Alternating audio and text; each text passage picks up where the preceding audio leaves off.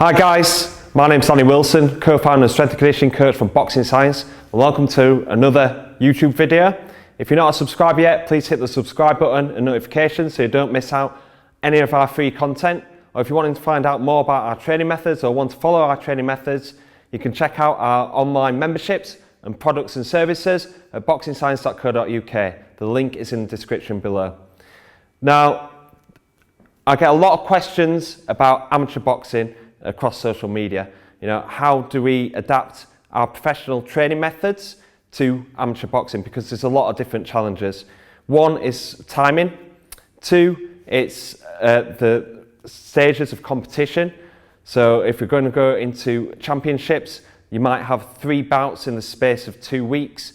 And how do we manage training around that? So over the next few weeks and months, I'm going to be sharing a lot more on amateur boxing. So if this is something that you're interested in, like I said, hit the subscribe button and you don't miss out on any of the content that we're going to give you. Now, this video is going to be about programming. So a lot of questions that I do receive is around what shall I do around the championships? How do I taper down? How do I make sure that I'm maintaining my strength and my fitness levels going all the way through a tournament? So a tournament might be around about 6 weeks long, from regionals all the way through to the national finals. And it's really important in this stage is not only to stay fresh and taper down to make sure that you're hitting peak performance, but it's also to make sure that if you have a space of 2 or 3 weeks, to make sure that you're hitting the right kind of training methods at the right time. Some of the considerations that you do need to take is that we don't want to be just going, right, we'll have 3 weeks of like kind of competition, then you've got 3 weeks of training and really spike that training load. You know, might end up being overreached, overtrained, or might end up getting injured. So you've got to be smart around what kind of training you put into that competition period. So what I'm going to share with you today is the plan that I've put together for the amateurs on the Boxing Science program that are going to be preparing for the national championships that should be happening around about the end of April. So I've done a periodised plan starting from the first week of January, so starting from today and then going through to the final. So it's going to be around about a 15-week program. And how I do programs at Boxing Science is we reverse engineer. So what do we want to be doing at the back end of the program is kind of defines what we do at the start of the program. All these training blocks all feed into what we want to be doing around about that competition period. So 2 weeks before, we're going to be working on speed. Okay, that's a given. We want to be making sure that we're working on speed strength, we're fast and explosive. We're also fresh, we're tapering down, ready for competition. So for the 2 weeks before the final, we want to be working on speed. So trap bar jumps, loaded counter movement jumps, med ball and landmine punch throws. In terms of running, we're going to be working on 10-second max sprints. This could be like 1 minute recovery or 3 minute recovery, depending on how far out from the bout we are. So this is going to be optimizing our neuromuscular system, optimizing our speed adaptation, and also keeping us fresh at the same time. However, this is the complicating part, and this is what kind of defines what we're going to be doing preceding this training block. Is when we're in competition, we want to try and maintain them strength levels. So we want to be working around about 70% 1 rep max, working towards velocity-based training, and working on your key lifts such as like trap bar deadlift, working on like landmine punch, working at landmine squat to press. And the reason why we go for that is because it's still maintaining them strength levels, adding a bit of speed, but also we're not getting them spikes because we don't know, for now, we don't know when the quarterfinals are, semi-finals, and the final of the Yorkshires are, when the pre-quarters of the nationals are. You know, sometimes you might get a bye, so sometimes you might end up training once a week. You might end up being able to get in 2 strength and conditioning sessions a week. The important thing here is that we don't get that spike in training, so we don't end up being sore or overreaching. Another thing is that we're wanting to try and maintain strength as much as possible going through the program. So if I was going to do a program for a pro boxer, and it's going to be 12 weeks, maximum strength might come at the start and maintained throughout the program.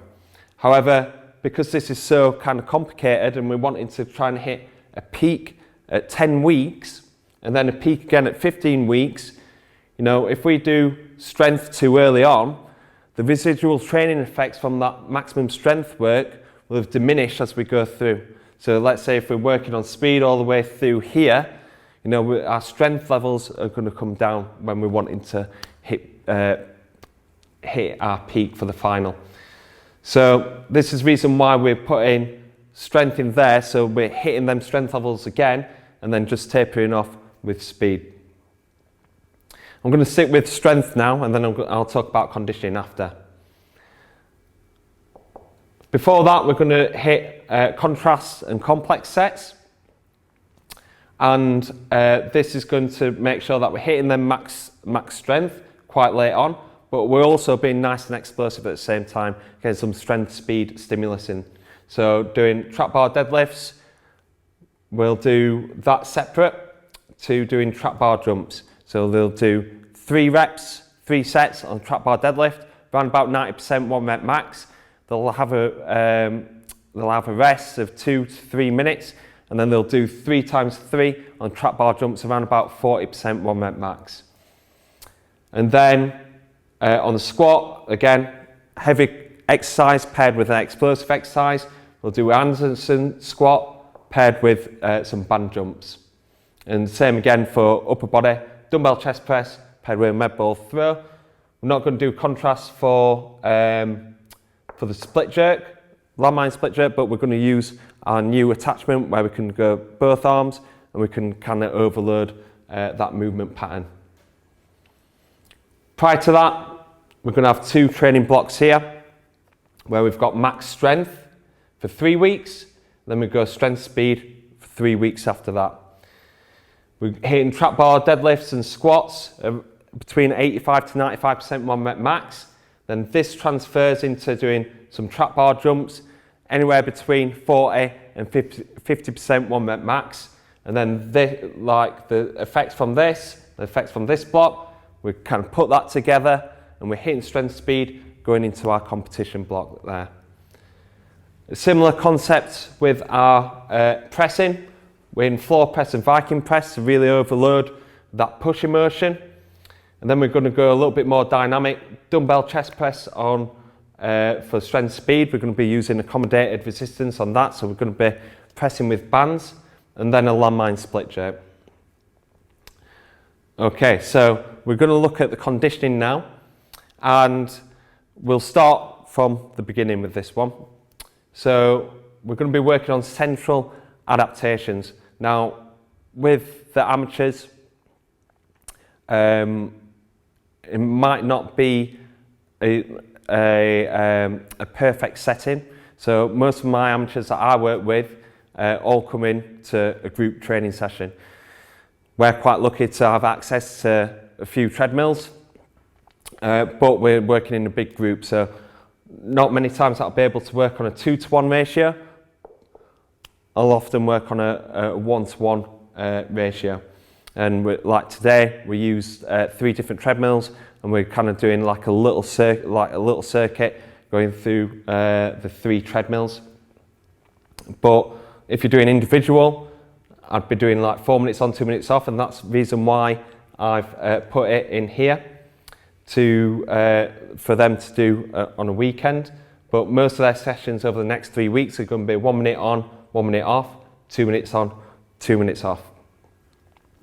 Now in this next block, we're going to be doing some red zone running kind of pyramids and different variations of this work to rest ratio. So these 2 minutes are now going to be broken into either 30-15s or 20-10s.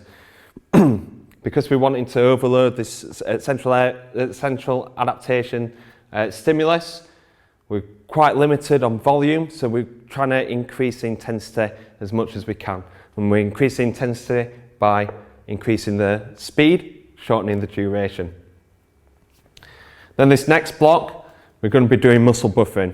So muscle buffering, controlling lactate buildup in the muscle to make sure that when we're competing, that we're not spiking up, we're not punching ourselves out, and we'll be able to put in fast combinations, work at a high work rate. This is really important, especially in amateur boxing. So we're going to start off with 1 minute on, 2 minutes off, 30 seconds on, 1 minute off. Our main session that we do for muscle buffering is 2 minutes on, 3 minutes off. However, I'm wanting them to run a little bit faster because in this next 3-week block, I'm wanting them to go 12 seconds on, 48 seconds off, because they feel quite fresh after that. It's not as demanding. Especially when we're in this competition period, they might end up like only training once a week on the conditioning. They might be doing their conditioning on fight week as well. So we want to be doing some max sprints work to make sure that they're tapered down and ready to compete, but also getting some sort of adaptation at the same time. So that's the reason why I'm doing that, but we can't just get them to just suddenly go on to the 12 seconds on, 48 off, especially when they're going into competition mode, because if we do this like a week before competition and it's brand new to them, they might end up getting sore. So we go 1 minute on, 2 minutes off, we transition this into 30 seconds on, 1 minute off, and then we go into the 12 seconds on, 48 off. Then this transitions nicely into the 10 seconds and taper down, hopefully, to hitting the finals, the final weeks, or actually in the final. So, like I said, this is specific to the athletes that I train. These programs are very dependent on the time scale, what they've done before, what their kind of strength levels and the conditioning levels are at the moment. So take what you can from this. If you've got any questions, hit the comment box below.